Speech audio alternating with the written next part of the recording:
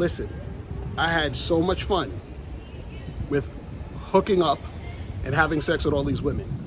You understand? It was awesome. Even the sex that was kind of you understand what I'm saying? It was great. Click the link below and get your tickets to the Game Kings 2, The Definition of a Man documentary screening that's going to be held in Miami on October 26th, 2024. You'll be the first to watch the documentary, and then after the documentary, you'll be able to participate in a question and answer session with the Game Kings live. Space is limited, so click the link below and get your tickets now.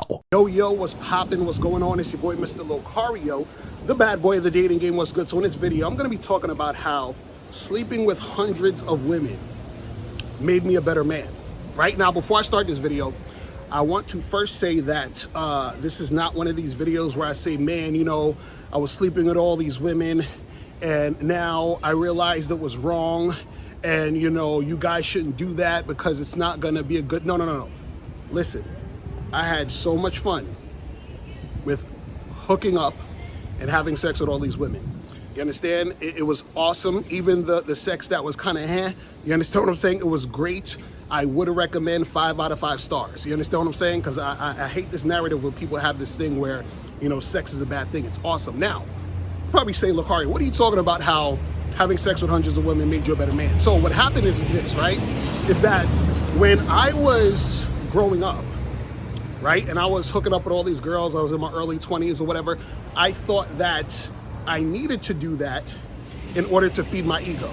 You understand? So I felt like I was the man because of that. I felt like I was the shit because of that. So I had a huge ego because I was able to pick up girls, have sex with them, and it was easy for me at a certain point. And so I started to get real arrogant and cocky and all this other stuff, right?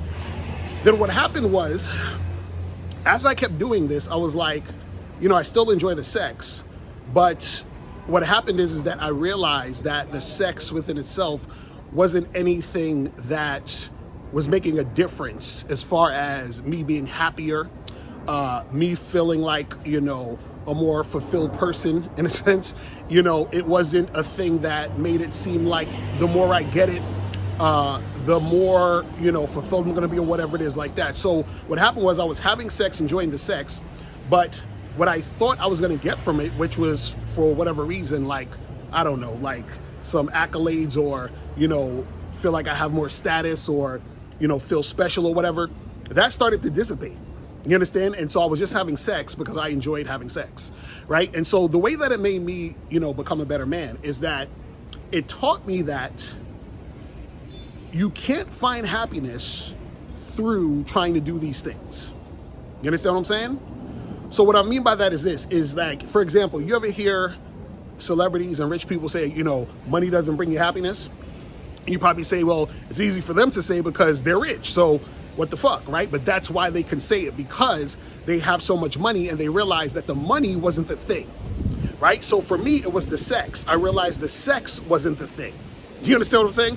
So having all this sex made me realize that the sex can't make me be that guy. You understand? The sex is not gonna make me be a better person. So once I dropped trying to fill my ego, then what happened was that I realized that I can just enjoy sex for sex and not use it to fill my ego, use it to fill any type of void or whatever, and I can just enjoy the shit. So that made me become a better man, because what happens is that as I'm telling you this, some of you guys are probably watching this, some of y'all might be virgins, some of y'all might have a hard time getting girls, and you say, well, Locario, it's easy for you to say, you know, you've had women, you're hooking up, and so you're thinking that I'm full of shit. But the fact that I've been there is the reason why I can tell you, right? And so it's this big revelation of, oh shit, like, you know, I don't need this, but I can enjoy it. And I can fully enjoy it now because I know I don't need it to fill my ego. I don't need it to make me feel like, you know, I'm somebody. You understand what I'm saying? And so what happened is that I realized that I don't need it to feel like I'm valuable, right? And so that is what it was, because, and this is the thing, I had to go through it to be able to come to this realization. You understand what I'm saying? Because again, like me telling you this may not necessarily make a difference to you because you haven't experienced it. But I experienced it went through it, so because I experienced it and went through it, therefore I have the perspective. You understand what I'm saying? And I would have never got that perspective unless I went through it. You see what I'm saying? And so this is why me hooking up with all these girls, having all this sex, has made me a better man, because I was able to get that perspective and have that experience so that I can see that I don't need it, right, to make me happy. I don't need it to fill my ego. I don't need it to for any other thing but to enjoy the sex. You understand? And, you know, use it for whatever it's used for. Like, some people might want to have kids. I don't want to have kids. So I never had sex to have kids. I just had sex, you know, because I like the way it feels. But on top of that, it was the ego. Now that I dropped the ego, I can just have sex and enjoy it. So whether or not I'm having sex or not, that's not going to ruin my day. Before, back in the day, when I would, you know, not have sex, or I would be about to have sex and the girl flakes, or something happens where it doesn't happen, I'd be pissed the fuck off, because I was tying the sex into my sense of well-being. I was tying the sex into, you know, who I am. And so, therefore, I needed it as a sense of, well, this is my identity. So now that I don't identify with sex and I just enjoy the sex, and I can enjoy it fully because I don't identify with it, then everything just feels much better. And I just feel much more happier. Is that even more happier? I just feel happier in the situation. You feel me? I can take the dick off the table based upon my standard. You aren't gonna get hold of this dick if you ain't being the woman I need you to be. You need to realize that you need to cook, clean.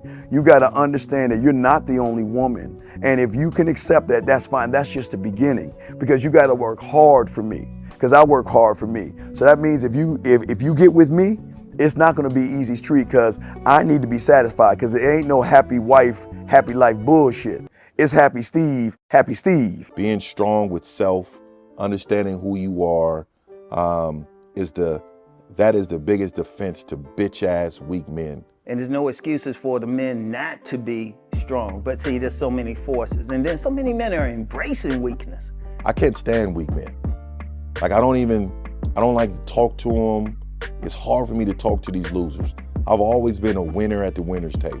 You know, I believe it's a sin to impregnate a woman who can't raise a child, you know, or impregnate a woman who's not fit to be a mother. And I think we have a responsibility in what we see today in these weak ass little feminine boys. I can't tell another man what to do, but I can't dress feminine. I can't wear nail polish. It's just something that I can't do. Why? Because if I'm walking down the street and somebody's having trouble with a flat tire, I want them to feel that they can come to me and ask me, hey man, could you help me out with this? Because those are the type of things that a man will help out with. So I need to look like a man so they can know where to come for help. Yeah, it is such a thing as toxic masculinity in the minds of bitch ass motherfuckers. Talk about masculinity, assertiveness, authenticity, transparency.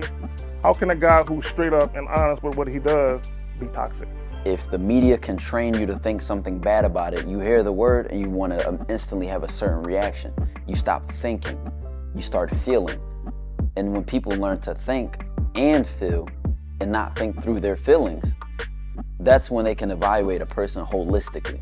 And they can say, is this toxic masculinity, or did I just hear something I didn't like? And why did I not like it? And only let me go within myself to see why. I don't never look at no motherfucker and say, oh, that's a toxic masculine motherfucker. I never ever had, I didn't even know.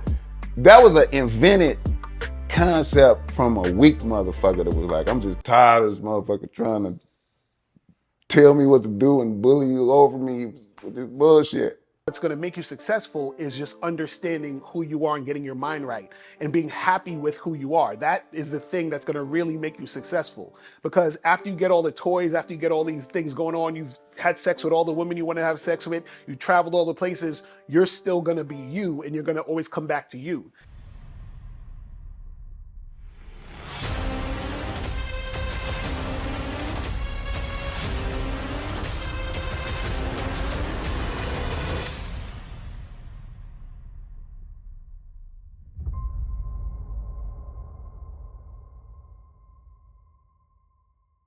Why do I do this? Why are we even doing this documentary?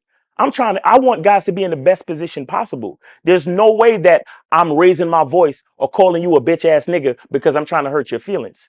I'm calling you a bitch ass nigga because you doing bitch ass nigga shit. And if you continue doing bitch ass nigga shit, you're going to end up in bitch ass nigga situations.